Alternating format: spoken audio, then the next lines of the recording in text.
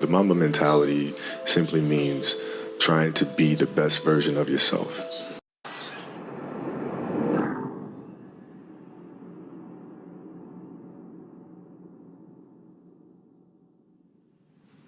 You know, tonight it got the best of me. You know, I wanted it so bad. And sometimes you want something so bad it slips away from you. And my guys picked me up. I mean, I can't say enough about the Spaniard. I mean, that guy's unbelievable and just a hell of a player. And we wouldn't have won it without him. I know when I'm effing up. Mm-hmm. You know what I'm saying? So yeah, I can sit there in the locker room and just relax and collect myself. You know, I think, you know, one of Phil's great attributes is that he knows when players need to hear something when they don't. And when they don't, he'll give you your space. And he knows how bad I wanted this. You know, but the problem was I wanted it too much and I was exhausted. So it was just like, you know, it was a no-win situation. I caught a ball at the top of the key late in the fourth quarter and just lost. I mean, just stuff like that. So when that happens, you got to try to step back, relax, and let the things flow. So what you have to understand is that those pressures are self-inflicted. They're self-made. It's the imagination. So you have to be able to control your mind and understand exactly that pressure does not exist. It does not exist. We create pressure ourselves. Whether somebody's watching or somebody's not watching, whether you make it or whether you miss it, you're going to get up the next day and you're going to learn and you're going to do it all over again. The cycle's just going to keep coming, whether you make it or miss it. So why worry about it?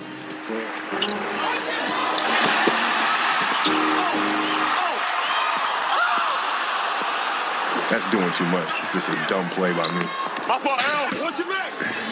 That's just a dumb play. Should have laid the ball up. Damn it. It's fun. All this is, it's fun to me. There's no pressure in it. There's no fear. A lot of guys, I think, when they match up with other great players, there's a fear of embarrassment, you know, to guard them, afraid that they might make you look bad. I really don't care. It's just fun going up against them. If you're playing a great player, of course he's going to make you look bad sometimes, but that's part of the game. It is what it is. First of all, when you try to block something out, you're just telling yourself you're just bringing more attention to it. By saying, don't think about this, don't think about that, you're going to think about it anyway. So what I try to do is I embrace it. You know, it's like a cloud passing in the night, man. And you see it, it comes to you, and then there it goes, right? So when I have distractions or media requests or whatever the case may be, I see it, I recognize it, I understand it's there, now I let it go, right? So it's this constant cycle of things that happen. Instead of being rigid, just embrace it, just let it go. Take it, let it flow through you, and then let it pass.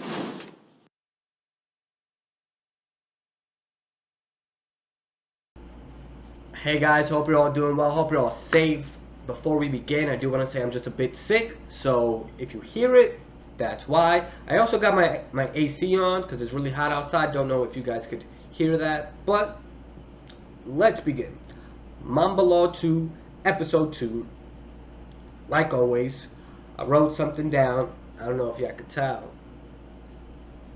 I got a new phone. But let's begin, right? So, he starts off with talking about wanting it too bad. What does that mean?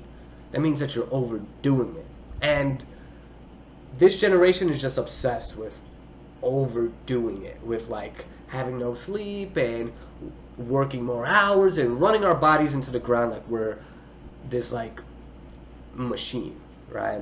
But you have to learn how not to overdo it. I'm not saying don't push your limits, but in some situations you need to learn when to chill the hell out.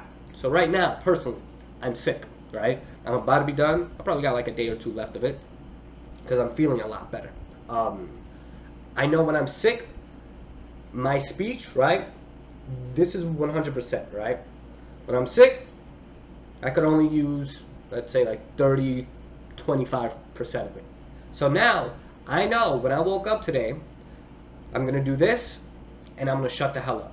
Because guess what? Sometimes, in my personal situation, you need to shut up. Because you're going to overdo it, right? You need to learn how not to overdo it. Let's talk about going to the gym. Because a lot of us try to go to the gym, and a lot of us, and a lot of you, have these egos saying, oh, I see that guy doing this, I can do that too. I see that girl putting plates on plates on plates on her squat rack. I could do it too, right? No. No, no, no, no, no, no, no, no. You need to know your limits. Because guess what? Gym-wise, let's say you could only pick up at most 30 pounds, right? Your dumbbells, bang, bang, bang, having a good time. Let's say you say, you know what? I'm going to do a 40. It's fine. And that may be fine. But let's say you're just doing a little bit too much up here and say, you know what? I could do 40, 45, and 50. And let's say you do it. Let's say you just pick it up, bang, bang. You see your veins popping out. You have that nice pump. It feels like a freaking softball. It's like right in your bicep. You're walking around like this and shit. That's great. That's cool. You're not going to be able to do a bicep curl for the next 2 weeks because you overdid it. You need to learn your limits. Because in some situations, pushing them will stun your gains, gym-wise or in life, over the long term. You need to learn your limits, right? So let's talk about work. I know personally, I have a cousin, he's working overtime like crazy. He's making a shit ton of money, but he's tired. He doesn't want to do anything.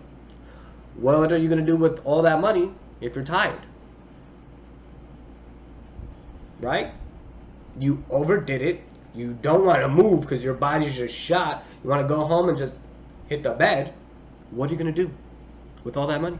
Because you're overdoing it. You need to know, okay, this day I could do OT.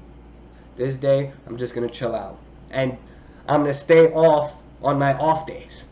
You have to learn not to overdo it because you're going to trip yourself up. So that's the first thing he spoke about, right? Number 2. He says, we create our own pressures. And oof, I personally, as a person with a speech impediment, can tell you we do this all the time. People with a speech impediment and people in general, right? So the number one fear in the world, which is weird to me, is public speaking. Now, I personally don't fear public speaking because guess what? I already know there's a 50-50 shot, I'm going to stutter. So, and I know everybody else is thinking the same thing like me. Oh my gosh, I have to do it. I'm so nervous, blah, blah, blah, right? Everybody says they don't want to do public speaking. They get nervous. They start telling themselves all these different things. And they're psyching themselves out. We create our own pressures, right?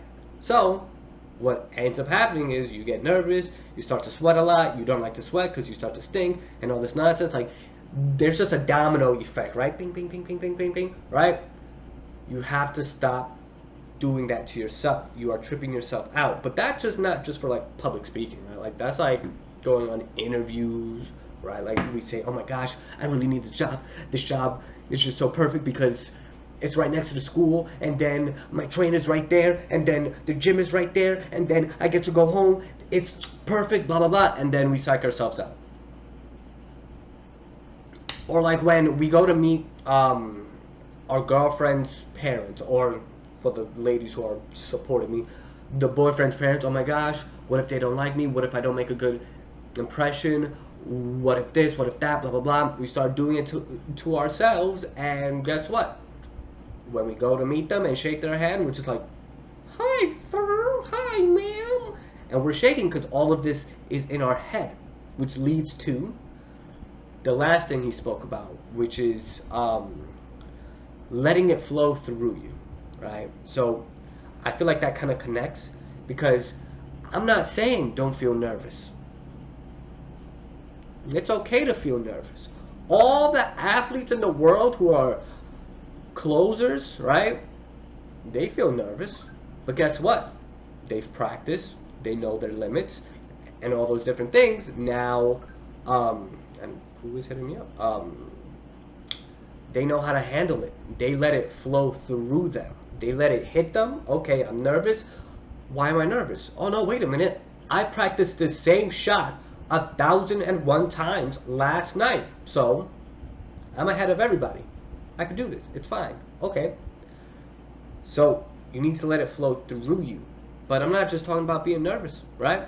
I had a friend who personally went through a traumatic experience at work, and she was trying not to cry at work.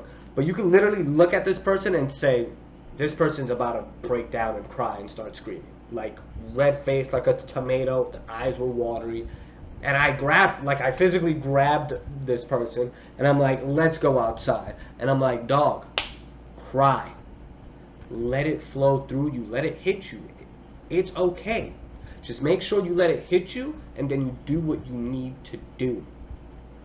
Cry, feel nervous, feel upset. If your boss at work looks at that project that you've been working so hard on and says, this is shit, feel upset, right? But don't show it to this person. Walk away, let it go to the batting cages, go to the gym. Hey, I don't support drinking your problems away, but some people do it, right? Go to the bar, take a shot, be like, okay, I feel better now, I feel a bit loose, blah, blah, blah. Let it flow through you. Because what most people can't do is let it stay in there. Because guess what? They're going to think about it. They're going to create their own pressures again, right? They're going to overdo it, and they're just going to keep on doing the same bullcrap and tripping themselves up and doing a bad job. There's a rare amount of people that I tell to let it stay in there, because there's certain people who feel those emotions, who work so well off of those emotions. Like me personally, I work well when I'm pissed off, like competitive wise.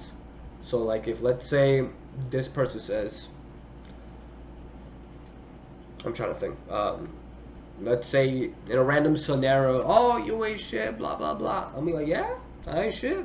I'm about to show you why I'm the shit, bro. And I'm going to be upset. And a couple months from now, I'm going to be like, hey, my friend, I told you. And then I let it go. Like when I finally get what I get, then I let it go. But that's a rare amount of people with rare emotions. Because I know when people are happy, like I know like a certain amount of people, when they're happy, they get everything done. They get everything done. Bro, they get everything done. So it's rare you can hold it in, but most of the times, let it flow through you and do what you need to do. Because you are going to overdo it, put pressures in your mind, and you're going to trip yourself up and you're going to have a bad time. So this was the law of reverse efforts. Hope you guys took something valuable out of this. I know I personally did. Hope you guys enjoyed. See you next time for episode 3. Mamba out. Peace.